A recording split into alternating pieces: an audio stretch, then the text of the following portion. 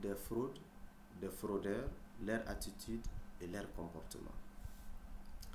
En lisant la sourate, les différentes parties de la sourate, entre la première partie et la deuxième partie, vous aurez l'impression que les fraudeurs, ils ne croient pas au jour de la rétribution, ils ne croient pas à la comparaison devant Allah. C'est ce qui les pousse. Allah, il nous donne d'autres descriptions. Et cette description est symbolisée par les libertins, les transgresseurs. Les libertins, comme Allah SWT dit, il va nous parler de ces libertins. Et quand tu liras la description des libertins du verset 7 jusqu'au verset 17, tu as l'impression que les fraudeurs là, ils se comportent comme des libertins. Et tu as l'impression comme si les libertins c'était les fraudeurs. Ou du moins, ceux qui font la fraude, ils ont quelques comportements ou quelques habitudes de libertins. Et c'est ce que nous allons ensemble essayer de découvrir, les qualités, les comportements ainsi que les attitudes de libertins. L'une des finalités de l'étude du Coran, c'est quoi? Quand on lit le Coran, on doit lire avec cœur, avec concentration, afin de traduire ces enseignements dans le quotidien, afin de traduire les interdits, de les respecter et de ne pas quand même affranchir les limites établies par le Coran, par Allah subhanahu wa ta'ala. Donc, la deuxième partie, Allah subhanahu wa ta'ala dit Kalla inna kitab al-fujjari lafi sijjin wa ma adraka ma sijjin. Allah subhanahu wa ta'ala, quand il a parlé la gravité de ce péché, la fraude, sa conséquence dans la société, dans l'économie, ainsi que la punition réservée à ceux qui s'adonnent à cette mauvaise pratique, Allah subhanahu wa ta'ala, il aborde un autre sujet qui peut être rattaché à la fraude. C'est quoi? La question de libertinage, la question de transgression, la question de se comporter mal, la question de ne pas respecter les limites établies par Allah et la question de négliger les rappels d'Allah subhanahu wa ta'ala. Et tout ceci se caractérise par libertinage. Allah subhanahu wa ta'ala dit Kalla, cette expression c'est non. Arrête.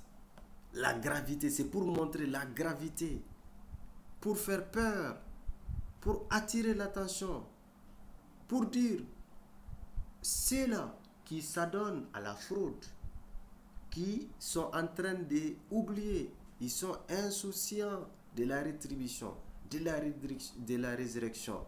Allah subhanahu wa ta'ala dit qu'ils arrêtent, qu'ils se ressaisissent, qu'Allah, qu'ils arrêtent, qu'ils se ressaisissent. Attends, qu'ils se comportent convenablement, qu'ils arrêtent de léser les serviteurs, qu'ils arrêtent de transgresser la pesée, la balance, qu'ils arrêtent d'introduire le désordre. Inna kitab al-fujjar. Le kitab, c'est les livres. Kitab, c'est les livres, c'est-à-dire les registres.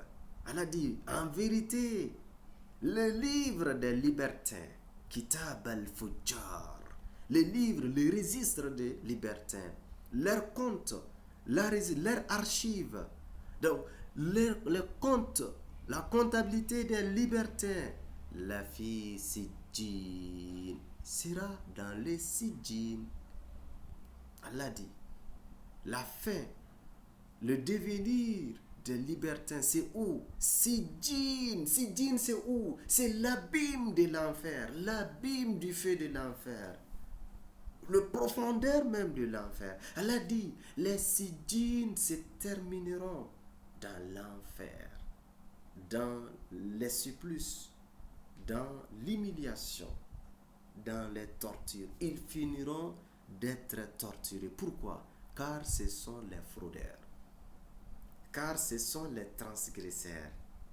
Car ils ne respectaient pas la pesée. Ils ne respectaient pas la balance. C'est ça un peu le fil conducteur qui va permettre de lier le premier paragraphe et ce second paragraphe. Ce second paragraphe. Allah subhanahu wa ta'ala dit, ceux qui transgressent la pesée, la mesure, ce sont les libertins. Ils se comportent en libertinage. Donc Allah subhanahu wa ta'ala dit, et le registre de ces libertins se termine où? Fi sijin. Maintenant Dieu même va nous décrire, il va nous définir c'est quoi le sijin. Wa ma adraka ma sijin. Wa ma adraka. Allah dit, wa ma adraka. Wa ma adraka ma sijin.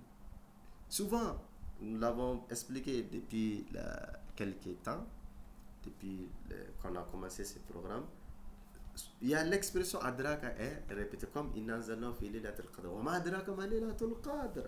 Wa ma adraka. Allah dit, et qui te dira ce qui est le sijin? Qui te dira ce qui est le sijin? C'est quoi le sijin? Allah dit, kitabun markoum. Allah. C'est un livre qui est déjà cacheté, qui est achevé, qui est déjà finalisé.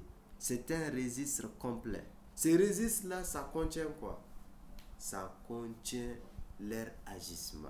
Ça contient quoi? Ça contient les fraudes qu'ils ont commis. Ça contient quoi? Ça contient le manquement qu'ils ont introduit. Ça contient quoi? Le détournement, le blanchissement, l'enrichissement illicite, les lèses, le préjudice causé sur les serviteurs, les préjudices causés sur leurs prochains, la trahison qu'ils ont opérée. Allah subhanahu wa ta'ala dit, c'est tous ceux qui sont contenus dans leur registre. Il dit Kitabun Markoum. C'est un registre, un livre qui est déjà cacheté. C'est confirmé. Ça contient que des péchés. Ça contient que des méconduites. Ça contient que des trahisons. Ça contient que, en tout cas, des détournements. C'est ce qu'Allah subhanahu wa ta'ala. Kitabun markoum. Et ça, c'est grave. Et ce qui veut dire, c'est Sijin qui est l'abîme, qui va être l'enfer. C'est-à-dire, ils vont être jetés dans cet enfer-là. Car leur devenir est déjà décrit par leur acte.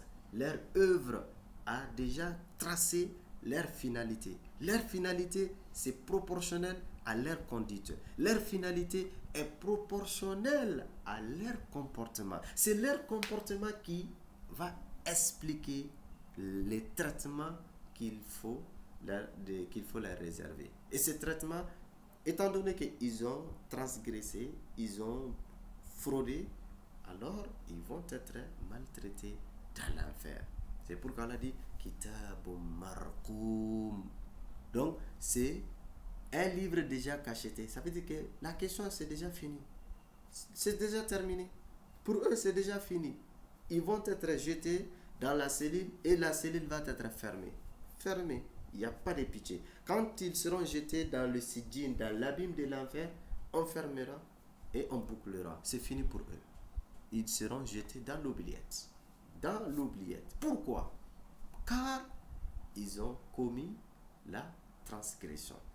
Vous voyez un peu la gravité de la fraude, la gravité de cet acte. Aujourd'hui, c'est devenu une monnaie courante. Aujourd'hui, d'une manière ou d'une autre, nous tombons dedans sans le connaître. Et souvent, nous essayons même de justifier. Et c'est ce qui est grave. Tu peux commettre un péché, mais il ne faut jamais tenter de justifier le péché. Il ne faut pas le faire, hein? C'est pas bon. Il ne faut jamais justifier un péché. Parce que quand tu justifies le péché, C'est comme tu dis à Allah, ça c'est un affront direct à Allah.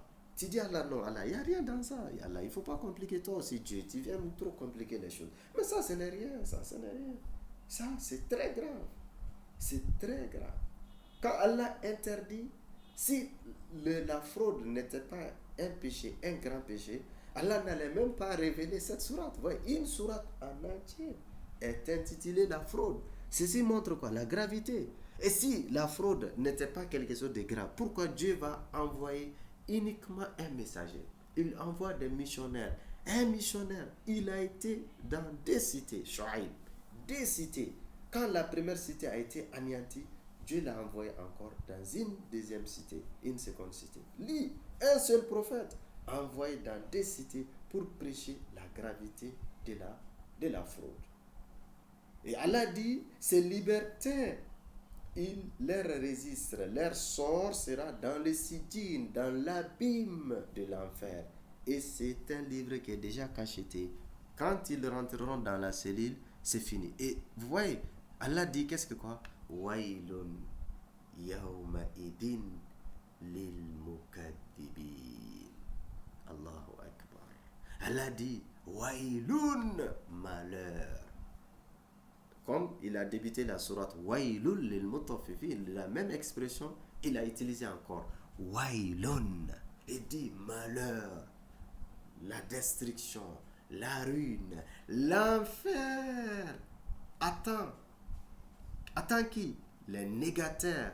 Quand? Le jour de la rétribution. Malheur ce jour-là aux négateurs. Yawma izin lil mukaddibin.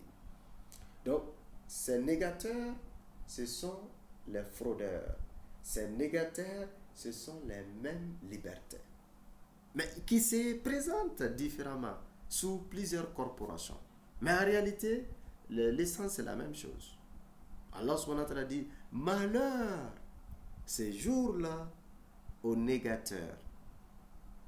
Quel type de négateurs?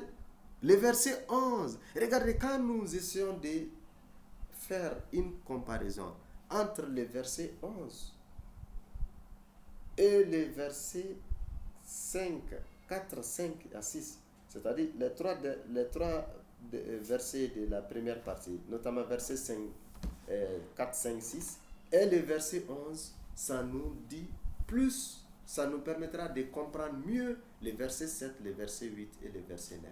Allah dit Alladina yukadibuna biyawmiddin.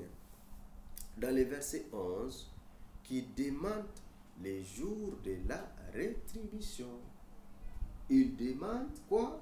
Les jours de la rétribution. Et qui demande les jours de quel autre individu que nous avons étudié, qui demande aussi les jours de la rétribution? Dans la 7 sourate, c'est les fraudeurs. C'est les fraudeurs. À l'introduction, qu'est-ce que Dieu dit? Dans le verset 4, Allah yazunnu ulaika annahum mab'uthun li yawmin azim yawma yaqumu an-nasu li rabbil alamin. Dieu dit, mais ces gens-là, ceux qui s'adonnent à la fraude, ceux-là ne pensent-ils pas qu'ils seront ressuscités en un jour terrible, le jour où les gens se tiendront debout devant le Seigneur de l'hiver? Et il dit dans le verset 11 qu'il demande les jours de la rétribution. Donc en quelque sorte, les fraudeurs, c'est les libertins. Les fraudeurs, ce sont les démenteurs. Ceux qui démentent, les négateurs. Ceux qui traitent des mensonges, les signes d'Allah. Comme il va revenir sur cette notion, versets 12 et 13. Donc ici, 11, Allah dit, ceux qui démentent les jours de la rétribution. Ils demandent les jours de la rétribution. Alladina yukadibuna biyawmiddin. Ils demandent les jours de la rétribution. Vous voyez la gravité. Donc, quand nous étudions, nous étudions cette partie de la sourate, ces versets, c'est le lien entre le verset 11 par rapport à une sourate que vous avez étudiée dans les temps, c'est surtout sourate Ma'oun, sourate al-Ma'oun, l'ustensile. Oui, l'ustensile, c'est la relation transactionnelle. Le contexte de cette sourate aussi, c'est une relation transactionnelle. La pesée, la balance, voilà, les contrats, les engagements. Allah dit dans la sourate 107, sourate Ma'un, Ara'ayta alladhi yukadhibu bid-din. Vois-tu celui qui traite des mensonges les jours de la rétribution. Et le verset 11, qu'est-ce que le verset 11 dit? Alladhina yukadhibuna biyawmiddin, qui démentent les jours de la rétribution. Et quand nous regardons ces deux sourates, notamment sourate 107, c'est quelques relations transactionnelles que Dieu a répétées. Et même il est allé à la fin. وَيَمْنَعُونَ الْمَاءُونَ. Et il refuse même l'ustensile. Donc, Allah dit, à partir de là, nous comprenons de façon explicite, si on peut s'exprimer ainsi, pour dire que ceux qui s'adonnent à la fraude, en réalité, ils ne croient pas au jour de la rétribution. Pas ils ne croient pas, ils demandent même le jour de la rétribution. Parce que tu ne peux pas dire que je crois au jour de la rétribution. Je suis convaincu que je vais comparaître devant Dieu. Et tu te permets de frauder. Ça, c'est pas compatible, là. C'est pas possible. Soit tu ne crois pas, ou tu es en train de nier. Mais si tu n'y nies pas, tu crois, tu ne peux pas le faire. Parce que quand tu crois, ça veut dire que c'est une certitude pour toi. C'est une conviction pour toi. Et comme c'est une conviction, tu es convaincu. Quand tu as étudié Surat Zalzala, فَمَنْ يَعْمَلْ مِثْقَالَ ذَرَّةٍ خَيْرًا يَرَى وَمَنْ يَعْمَلْ مِثْقَالَ ذَرَّةٍ شَرًّا يَرَى. Alors la rétribution, même l'action la plus faible, ne serait-ce que fût-ce le poids d'un atome, tu seras rétribué. Tu ne peux pas te permettre de transgresser la balance. Et c'est pourquoi Allah dit ici, les libertaires, leur livre est cacheté, est achevé, est parachevé, leur cellule sera fermée. Malheur à ceux, aux négateurs, les jours de la rétribution, ce jour-là. Ces négateurs, ils se caractérisent par quoi? Le premier élément caractéristique, qu'Allah nous donne de ces négateurs, de ces libertins, il dit Alladina yukadibuna bid-din, qui demandent le jour de la rétribution. Et on peut faire une autre réflexion très poussée. Pourquoi la relation transactionnelle, relation sociale, pour corriger la relation sociale, Dieu, il corrige les dérives de la relation sociale par la pensée de la rétribution. Pourquoi? Il y a quel secret? Ça peut être l'objet d'une réflexion. Allah, en demandant d'arrêter la fraude, d'arrêter de transgresser la pesée, la mesure, il parle de la rétribution. Les jours derniers, les jours terribles, les jours où les hommes se tiendront debout devant le Seigneur. Et ensuite, plus tard, après quelques versets, il nous donne le premier élément qui caractérise les libertins, de ceux qui, des négateurs. Allah dit quoi? Leur premier élément, le premier élément qui les caractérise, qui demandent le jour de la rétribution. Ça veut dire que ce sont des phénomènes liés, des phénomènes qui sont liés.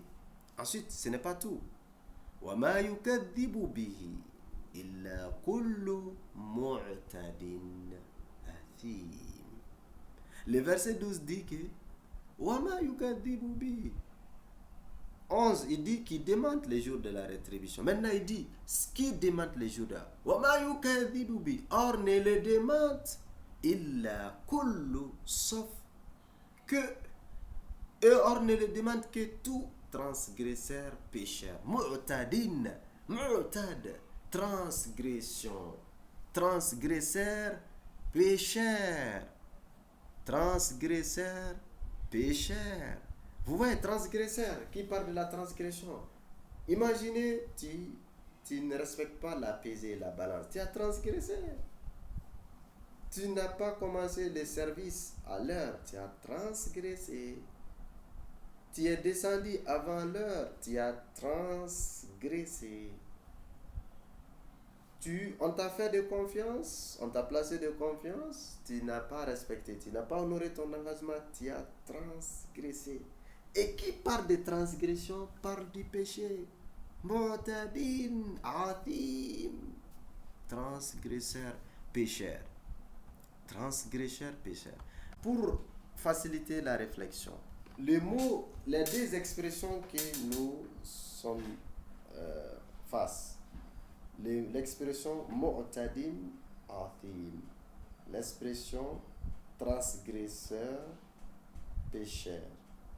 La transgression, si nous prenons d'abord la transgression, c'est le plus grand péché. C'est le péché qui a été la cause de la ruine. Le Coran nous dit, vous avez étudié notamment Suratul Fajr, l'aube, si vous vous rappelez, Suratul Fajr, l'aube. Est-ce que vous vous rappelez la sourate 89? Là-bas, Allah, qu'est-ce que Dieu dit? Alam tara kayfa fa'ala rabbuka bi'ad إرم ذات العماد التي لم يخلق مثلها في البلاد وثمود الذين جابوا الصخر بالواد وفرعون ذي الأوتاد الذين طغوا في البلاد. Là-bas, si vous vous rappelez, Allah il a rappelé 3 civilisations. La civilisation Ad, la civilisation Samoud, la civilisation pharaonique égyptienne. Quel était le péché commun de ces 3 civilisations? Allah dit Alladhina taghaw fil bilad. Ils ont transgressé dans les cités.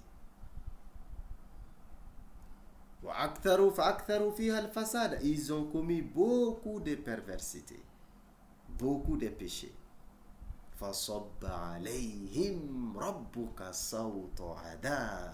Et ton Seigneur déversa sur eux le fouet de châtiment, la transgression et le péché. Encore, si vous continuez dans la sourate Ash-Shams, le soleil, la sourate 91, qu'est-ce qu'elle a dit? Kaddabat Thamoud bitorwaha. Elle a dit là-bas, les Thamoud ont traité des mensonges avec, et ils ont transgressé. Ils ont transgressé à cause de la transgression. Et vous allez continuer d'étudier les conséquences de la transgression dans la sourate, l'avant-dernière sourate du programme de Tafsir 6, Inch'Allah. La transgression est la cause de la ruine des civilisations que nous avons citées. Et dans la sourate Wa-Shams, Allah dit, les Samoud, ils ont été ruinés à cause de leur transgression. Parce que ce sont eux qui avaient réclamé la chamelle. Ils ont dit au prophète, pour qu'on te croie, il faut que la montagne donne une chamelle. Et quand la chamelle est venue, ils voulaient aussi tuer la chamelle. Et j'ai dit, mais ça c'est quoi ça? Pourquoi vous faites ça? Mais vous demandez trop. Vous demandez la chamelle, quelque chose qui est impossible, en quelque sorte, à la limite. Et ensuite, vous voulez s'attaquer au signe. Et quand ils ont tué la chamelle, alors, ils ont été prévenus qu'ils vont vivre seulement 3 jours. Ils vécurent seulement 3 jours. Et après, ils ont été anéantis. Pourquoi? Ils ont transgressé. C'est pourquoi Allah dit Fadamdam alayhim rabbuhum bizambihim. Bizambihim, le péché. Vous voyez, le mot péché ressort ici, toujours dans le verset 12. Les conséquences. Les pharaons, c'est la même chose. Allah dit, vous allez étudier dans la sourate Wa-Nazi'at, Izhab ila fir'auna innahu tagha. Il a transgressé, il a dépassé les limites. Oui, il est arrivé même à réclamer la divinité. Donc, c'est un grand péché. Et c'est pourquoi, dans cette sourate, quand vous allez étudier, Allah, à la fin, il donne la gravité de la transgression. Donc, dans notre sourate, sourate Al-Mutaffifin, les fraudeurs, dans le verset 12, Allah dit, ceux qui demandent, qui renient les jours de la rétribution, qui demandent, ce sont ceux qui sont les transgresseurs et les pécheurs. Et malheureusement, ces 2 défauts, c'est la présentation de la fraude. C'est la présentation de la fraude. Tu ne peux pas faire la fraude sans réunir ces deux éléments. Tu vas transgresser et tu vas faire un péché. Ensuite, ceux qui demandent les jours de la rétribution, ou si vous voulez les libertins, il ne faut pas oublier l'essence générale. Nous sommes en train de parler des libertins et leur devenir et comment ils se comportent.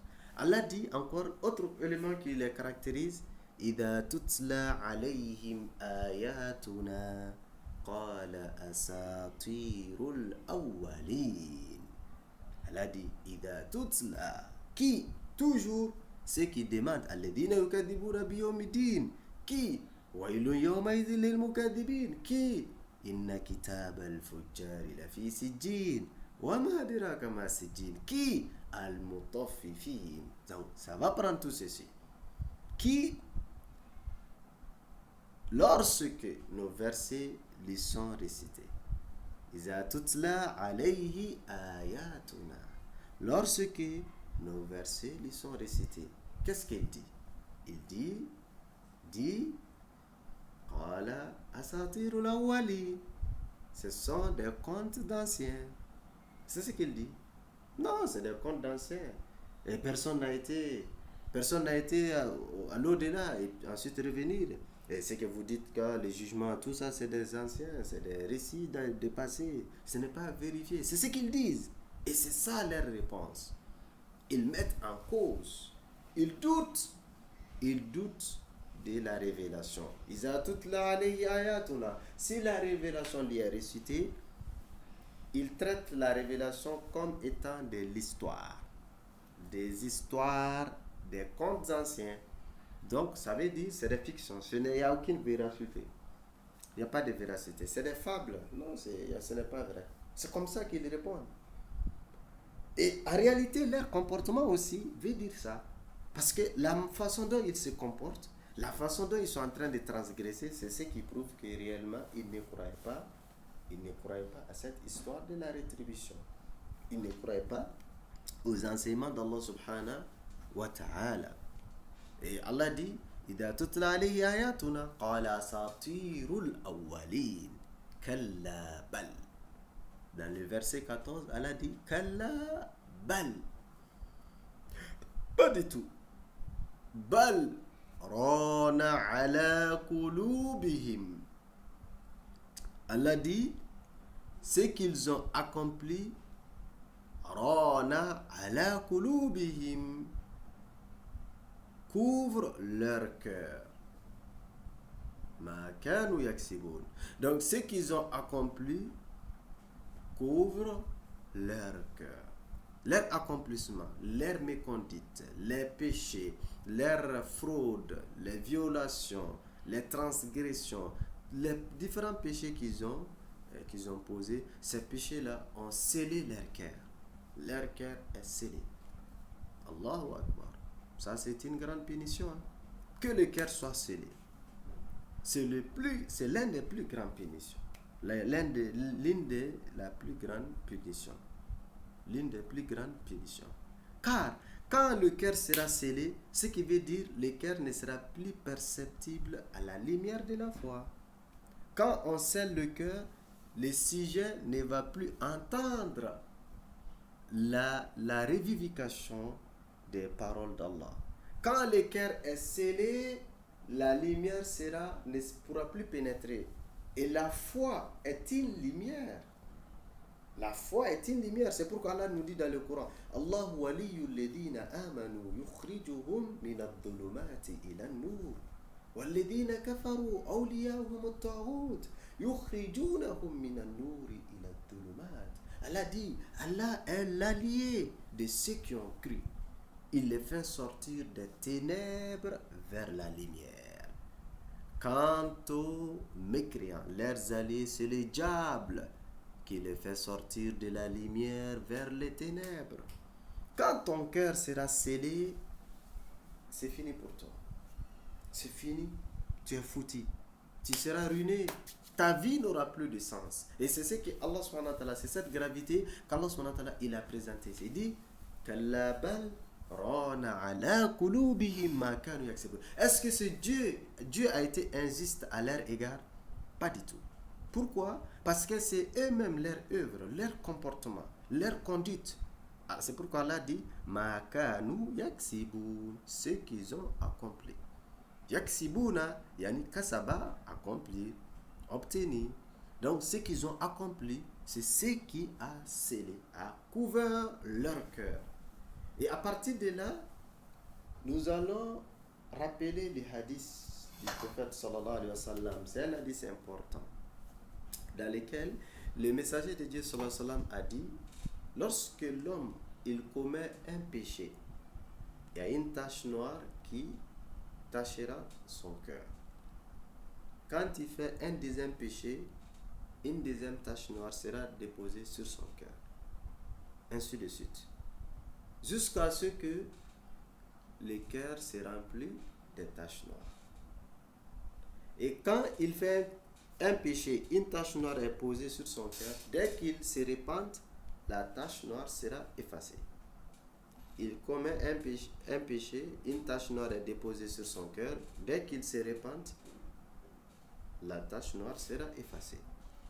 Donc, au fur et à mesure de faire des péchés, au fur et à mesure, le cœur connaîtra des taches noires, des noirceurs qui occuperont le cœur. Donc, le cœur va se noircir, jusqu'à ce que le cœur sera totalement envahi par des ténèbres du péché. Tout deviendra noir. Et c'est ce qu'on appelle Rana ala qulubihim. Allah subhanahu wa ta'ala va couvrir leur cœur. Donc en ce moment, le cœur ne va plus pouvoir connaître la foi. La foi qui est une lumière qui va être atténuée, englobée par les ténèbres des péchés. Donc si tu fais plus de péchés, plus de ténèbres, plus de noirceur qui vont être déposés, le cœur sera ardoisé. Ça va être ardoisé et la foi va disparaître. La lumière de la foi disparaîtra. Et ça, c'est l'un des plus grands malheurs. C'est l'un des plus grands malheurs. Et ce qui veut dire que cette personne est ruinée. Et ceci, ça nous permettra de comprendre quoi? De comprendre un élément fondamental. Cet élément, c'est quoi? Le cœur que nous avons, c'est un organe qui a double fonction. Une fonction physiologique et une fonction spirituelle. Oui, le cœur a une fonction physiologique, biologique, organique. Et une fonction spirituelle. Et le cœur est l'organe qui chaise la foi. L'organe qui chaise la foi. La foi est chaisée dans le cœur. Le prophète, il dit, At-taqwa hahuna, il a indexé sa poitrine. Le prophète, dans les hadiths, il dit, dans les hadiths connus, a dit, dans le corps humain, il y a une chair, quand elle est bonne, tout le corps deviendra bon, quand elle est mauvaise, tout le corps sera pourri, il dit, c'est le cœur. Dans une autre version, il a indexé sa poitrine pour dire que la foi, la piété, la crainte d'Allah réside dans le cœur. Donc le cœur est l'organe qui chaise la foi. Il a double fonction. Fonction physiologique et fonction spirituelle. Fonction physiologique, s'il y a une insuffisance cardiaque, vous allez consulter un cardiologue, vous allez faire des cardiogrammes, vous allez faire ECG, on va interpréter, on va donner des bêta-bloquants, on va donner des ions de calcium, on va donner des cardiotoniques. On donne beaucoup de choses pour faire fonctionner le cœur, pour rétablir le cœur, les diurétiques, ainsi de suite. Beaucoup de médicaments qui existent, n'est-ce pas, pour entretenir la fonction physiologique du cœur, pour restaurer, rétablir, corriger les défaillances. Mais attention, le cœur tombe aussi malade spirituellement. Le cœur va tomber malade spirituellement. Il faut l'entretenir. Le cœur, s'il n'est pas entretenu, il va tomber malade. Il a besoin d'être alimenté, d'être nourri. Quand il ne donne pas une bonne alimentation, il y aura des malnutritions. Le cœur va avoir des problèmes. Et le cœur, s'il tombe malade, si tu ne le soignes pas, la maladie va s'aggraver. Et quand cette maladie s'aggravera, ce qui va se découler par l'apoptose, par la destruction, par l'arrêt du cœur. Donc, pour certains individus, leur cœur est déjà arrêté spirituellement. Spirituellement, leur cœur ne fonctionne plus. Mais par contre, physiologiquement, le cœur est bien portant. Ça peut arriver. Donc, nous devons prendre soin de notre cœur. Il ne faut pas seulement penser, il ne faut pas tout le temps aller voir les médecins, les houmous, pour vous accompagner sur le plan physiologique de la santé cardiaque. Mais il faut aussi penser à prévenir, à corriger et à apporter des nutriments spirituels à son cœur. Et à partir de ces versets 14 de la sourate 83, les fraudeurs, et les hadiths que nous avons rappelés, on peut déduire quoi? On peut conclure que les maladies du cœur, les éléments qui attaquent le cœur, c'est les péchés. Les péchés et les péchés. Comme le messager de Dieu a dit, quand tu commets un péché, une tache noire sera déposée sur le cœur. Donc, les maladies qui s'attaquent au cœur, c'est les péchés. Et ces péchés-là atteindront nos cœurs à travers les canaux qu'on appelle les différents organes, les organes des sens. Les différents canaux, c'est à travers ces canaux que les péchés atteindront nos cœurs, notamment la vue, l'œil, le toucher, les pieds, la langue, l'odorat, ainsi de suite. Donc c'est à travers ces organes que nos cœurs vont être touchés. À travers ces organes que nos cœurs vont être touchés. Quand on lit le verset, c'est-à-dire le verset 14, notamment lorsque l'on parle de l'atteinte du cœur, de l'âme, ça nous renvoie à la grande notion qui est la purification du cœur ou la purification de l'âme. À Tazkia, la purification, c'est une notion fondamentale. À Tazkia, la purification. La purification, bon, souvent, il y a, quand on dit Tazkiyatun Nafs, on fait allusion et à la fois la purification de l'âme, la purification du cœur. Parce que n'oubliez pas, le cœur, cet organe-là, a une fonction spirituelle qui n'est pas matérielle, mais qui est spirituelle.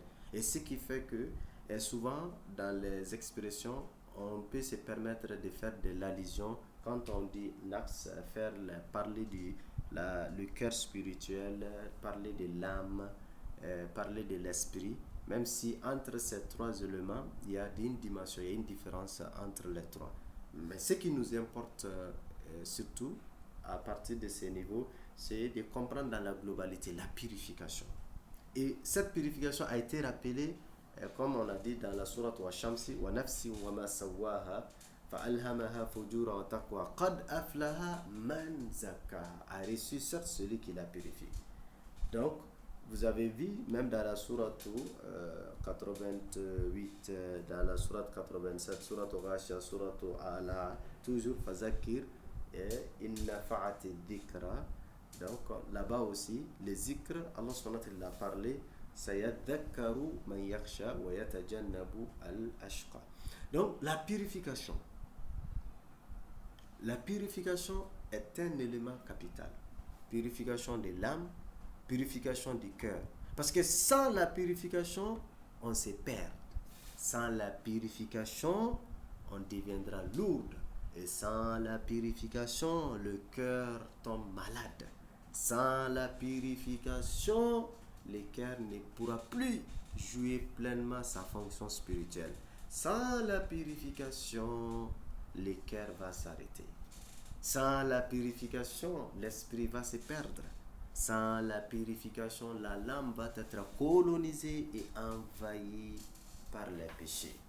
La purification, elle est capitale. La purification. On se purifie contre les maladies du cœur. Pas les maladies organiques, les maladies spirituelles. L'orgueil, la vanité, l'ostentation, l'envie, le ressentiment, ainsi de suite. Donc c'est ces maladies qui s'attaquent et qui affaiblissent le cœur. Et le croyant doit veiller à toujours vérifier est-ce que l'une de ces maladies est en train de résider dans mon cœur ou pas. L'orgueil, notamment l'orgueil, est plus grave car elle est inversement proportionnelle à la foi. Ou si vous voulez, elle est incompatible de la foi. Si dans un cœur il y a l'orgueil, vous n'y trouverez pas la foi. Si dans un cœur il y a la foi, vous n'y trouverez pas l'orgueil. Ces deux-là sont des antipodes. Si l'un est là, l'autre va partir. Si l'un est là, l'autre partira. Et c'est pourquoi, je vous rappelle les hadiths dans lesquels le messager de Dieu dit, le jour, il dit dans un premier temps, celui qui se trouve dans son cœur une graine, l'équivalent d'une graine d'orgueil dans son cœur, n'entrera jamais au paradis. Jamais. La yadkhulul janna man fana fil qalbi misqala zarra min al-kibr. Le messager a dit, il n'entrera jamais au paradis si celui dont dans son cœur il se trouve l'équivalent d'une graine d'orgueil. L'orgueil est un grand péché, est un péché destructeur. Et c'est pourquoi le croyant doit être vigilant. Doit être vigilant de tout faire de ne pas développer l'orgueil. Ensuite, il y a la vanité. La vanité, al-ujub, qui est la petite sœur de l'orgueil. Après, vous avez l'ostentation, ar-riya. L'ostentation, le fait d'aimer se faire voir. Toujours, Suratu Ma'oun, allazina hum yura'oun. Allah dit, des ostentateurs. Donc, après, il y a ce qu'on appelle al-hasad, l'envie. Wa min sharri hasidin ida hasad. L'envie et le ressentement. Ainsi de suite. Donc, ce sont les graves maladies, à plus de l'échirque, de l'associationnisme et de l'hypocrisie, ensuite de la mécréance, que nous devons tout faire pour débarrasser nos cœurs de ces maladies, de ces tares et de ces pathologies. Donc, ce sont eux-là qui vont affaiblir le cœur. Ce sont eux-là qui s'attaquent au cœur, à nos cœurs. Et le cœur, il faut l'alimenter. Il faut l'alimenter. Et l'aliment du cœur, c'est la lecture du Coran. De façon générale, les zikrullah, les rappels d'Allah, les souvenirs d'Allah. Et le chef de file de l'ensemble des zikrs, c'est le Coran. Le prophète, il dit, Innal quluba la yasda kama yasda al-hadid. Le messager de Dieu a dit, le cœur, Innal qalba la yasda kama yasda al-hadid. Il dit, le cœur peut prendre la rouille comme le fer peut être enrouillé. Et les compagnons, ils ont dit, Wama jila'uha ya Rasulallah. Les compagnons, ils ont dit, oh le messager, comment nous devons traiter la rouille de nos cœurs? Le prophète dit, bitilawatil Qur'an, par la lecture du Qur'an. Quand vous lisez le Qur'an, c'est un moyen d'enlever les rouilles du cœur. La lecture du Qur'an, ça soigne le cœur. La lecture du Coran, ça guérit le cœur. Inna hadha al-Qur'ana yahdi lillati hiya aqwam wa yubashshiru al-mu'minin. Comme Allah dit, wa nunazzilu min al-Qur'an shifa wa nur shifa'un lima fi as-sudur. Allah dit, le Coran, c'est un remède, une guérison pour les cœurs. Donc, quand tu lis le Coran, tu récites le Coran, ça fait vivre ton cœur. Ton cœur sera vivant. La lecture du Coran, plus précisément, après toutes les sortes de zikr, les rappels d'Allah, les souvenirs d'Allah. Comme Allah dit, Alladina wa la zikrullahi, alladina tatma wa tatma'innu qulubuhum bi zikrillah, alladina amanu wa tatma'innu qulubuhum bi zikrillah. Ala bi zikrillah tatma'innu qulub. Donc l'évocation d'Allah, les rappels d'Allah, les souvenirs d'Allah. Allah dit, les souvenirs d'Allah, ça permet ça stabilise le cœur, ça raffermit le cœur. Ala bi zikrillah tatma'innu qulub. Par l'évocation d'Allah, les cœurs se stabilisent. La stabilité du cœur, c'est les zikr d'Allah. L'aliment de l'âme, c'est les zikr d'Allah. Les zikr d'Allah, l'évocation d'Allah. Et les chefs de file des zikr, c'est le Coran. Ensuite, il y a les baqiyatus salihat, subhanallah, alhamdulillah, la ilaha illallah, Allahu akbar. Ce sont des éléments qui font vivre le cœur, qui protègent le cœur. Et le deuxième élément que le prophète a dit pour traiter la ruine du cœur, il dit les rappels de la mort. Il faut se rappeler de la mort. Vous voyez, Allah parle dans le verset 11, dans le verset 4, 5, 6, les jours de la rétribution, la vie après la mort, la résurrection. Et le messager dit, il faut se rappeler de la mort. Il faut se rappeler de la mort pour traiter la ruine du cœur, les souvenirs de la mort. Si tu penses à la mort, donc ça va vivre, ça va revivre ton cœur sera activé. Donc, quand on parle de la purification du cœur, il faut purifier car c'est l'organe qui chaise la foi. Si vous n'avez pas un bon récipient, vous ne pourrez pas conserver un bon contenant. Si votre récipient est troué, le lait ou le l'eau ou le miel que vous y mettrez ne sera pas gardé longtemps. Vous n'aurez pas longtemps. Donc, si le cœur qui est le récipient de notre foi est troué, ça ne sera pas gardé longtemps. Et d'ailleurs, c'est l'organe que Dieu a besoin. C'est l'organe que Dieu observera. D'après les hadiths d'Abu Huraira, dans lesquels le messager a dit Inna Allah la yanzuru ila ajsamikum wala ila suwarikum walakin yanzuru ila qulubikum wa a'malikum. Dans ces hadiths, Abu Huraira a dit, le prophète sallallahu alayhi wa sallam a rappelé que Dieu ne regarde pas vos visages, vos traits physiques. Dieu n'a pas du tout besoin. Allah n'a pas besoin de notre physique. Il n'a pas besoin de notre beauté. Mais qu'est-ce qu'il a besoin? Il a besoin de notre cœur.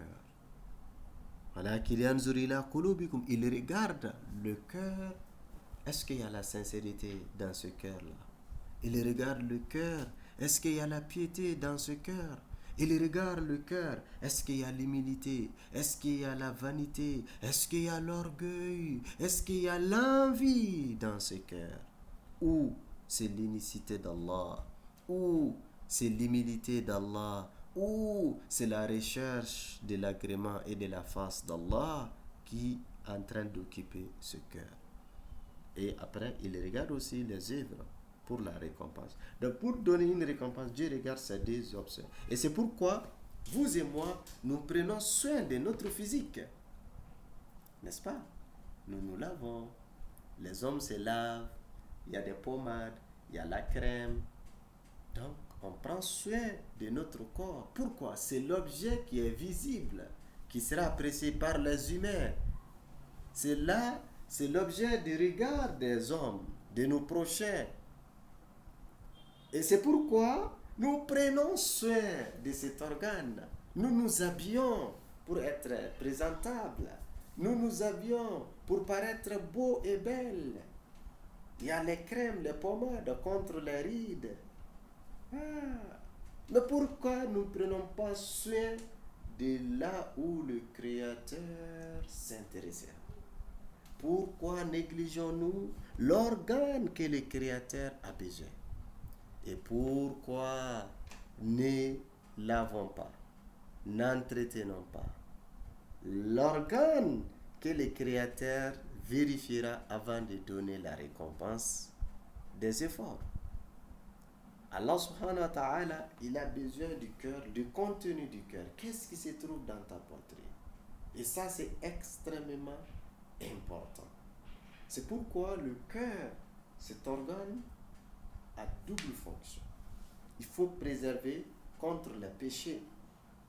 Les péchés, qu'ils soient grands ou petits, il faut tout faire pour préserver le cœur de ces péchés. Car ces péchés, ça le rend malade. Et si tu ne le soignes pas, le cœur finira de mourir. Et il faut l'alimenter à travers la lecture du Coran, se rappeler de la mort les zikrs, les invocations de façon générale. Donc, Allah dit ici, Kalla bal rana ala qulubihim ma kanu yaksibun. Donc, Allah dit, il a couvert leur cœur de ce qu'ils ont accompli. Donc, ce qu'ils ont accompli a couvert leur cœur. Ce sont ceux qui démentent les jours de la rétribution. Kalla innahum ar-rabbihim yawma idin la mahjubun. Ça, c'est encore grave. Comme leur cœur a été scellé, a été couvert des péchés, des noirceurs, ces gens-là, ar-rabbihim yawma idin. Les jours de la résurrection, Allah dit innahum, qu'ils prennent garde. En vérité, ces jours-là, les jours de la résurrection, un voile les empêchera de voir leur Seigneur. Un voile s'exposera entre eux et le regard de leur Seigneur. Ils seront privés de regarder Allah. Vous voyez, Dieu est de la lumière. Dieu, il est de la nour. Allah est de la lumière. Ces gens-là, quel est l'organe qui doit percevoir la lumière? C'est le cœur. Et leur cœur était déjà noir. Leur cœur était déjà noir. C'est déjà noirci. C'est déjà scellé. C'est déjà couvert. Ils ne pourront pas regarder Dieu. C'est quel malheur. Quel malheur. Innahum ar-rabbihim yawma idil la mahjubun. Un voile s'exposera entre eux et Allah subhanahu wa ta'ala. Ce n'est pas tout. Summa innahum la salul jahim. Dans le verset 16, Allah dit, ensuite, innahum la salul jahim. Ils brûleront dans la fournaise. Allahu Akbar. Ils brûleront dans la fournaise. Car leur cœur était déjà sale, est déjà scellé, est déjà noir. Ils ne pourront pas regarder Dieu. Donc, ils doivent finir où? Rappelez-vous du verset 7. Kalla inna kitab al-fujjari la fi sijjin. Ils vont être jetés dans le sijjin. Ils vont être jetés dans la fournaise. Summa yuqalu هذا الذي كنتم به تكذبون. Enfin, on leur dira alors, voilà ce que vous traitez de mensonges. Voilà ce que vous traitez de mensonges. Quand on vous parlait de la résurrection, de la rétribution, vous n'avez pas cru. Vous n'avez pas cru. Vous vous êtes laissé emporter. Vous vous êtes adonné à votre pratique malsaine, la fraude, de traiter des mensonges, la transgression. Et alors, en fin de compte, comment vous terminez? Dans l'abîme, dans la fournaise. Ici, à travers ces versets, nous avons les caractéristiques de ceux qui démentent. La première des choses, Allah subhanahu wa ta'ala parle de la transgression. Transgression, c'est un péché que Dieu n'aime pas. La transgression, Dieu déteste la transgression. Il n'aime pas la transgression. Deuxième péché, c'est le péché même. Deuxième conséquence, méconduite, c'est le péché. Le fait de dépasser les péchés, c'est pourquoi Allah dit Athim, ils ont dépassé les péchés. C'est-à-dire, ils font les péchés à la limite, ils dépassent les péchés. Dieu n'aime pas. Et enfin, le troisième comportement décrit par Allah à travers Izatutla alayhim ayatuna, c'est le fait de faire dos aux signes d'Allah. Quand on les récite, les signes d'Allah, les versets d'Allah, les rappels, ils disent ce sont des anciens contes. Ils n'écoutent pas le Coran. Ils ne prêtent pas attention au Coran. Ils ne donnent aucun intérêt au Coran. Et Allah subhanahu wa ta'ala déteste ça. Déteste ça. Et c'est pourquoi Dieu a scellé leur cœur. Il s'est vengé d'eux. leur méconduite, leur comportement déplacé, leur déviance leur a valu la scellée de leur cœur. Et ils ne bénéficieront pas la lumière d'Allah les jours derniers. Ils ne pourront pas regarder Allah. Les mécréants ne verront pas Allah dans les jours derniers. Mais les croyants, Inch'Allah, nous allons voir Allah. Wujuhun yawma idhin nadira ila rabbiha nadira. Les croyants verront Allah subhanahu wa ta'ala dans les paradis. Et c'est pourquoi Allah dit, ces gens-là, ils seront privés. Ils ont transgressé, ils ont commis beaucoup de péchés. Alors, les jours derniers, ils seront privés de regarder Allah. Alors, les jours derniers, ils seront jetés dans la fournaise. Après, on se moquera d'eux. La moquerie, c'est quoi? ثم يقال هذا الذي كنتم به تكذبون. Après, on leur dira. Qu'est-ce qu'on leur dira? Voici ce que vous traitez de mensonge. Vous avez traité la résurrection du mensonge, non? Vous ne vous êtes pas comporté comme celui qui croit à la résurrection. Alors, c'est devenu une réalité évidente. Et malheur à vous, car vous avez traité de cette rétribution des mensonges. Et ça va être une destruction et un malheur pour eux. Qu'Allah subhanahu wa ta'ala nous en préserve. Donc ça, c'est la deuxième partie de la sourate.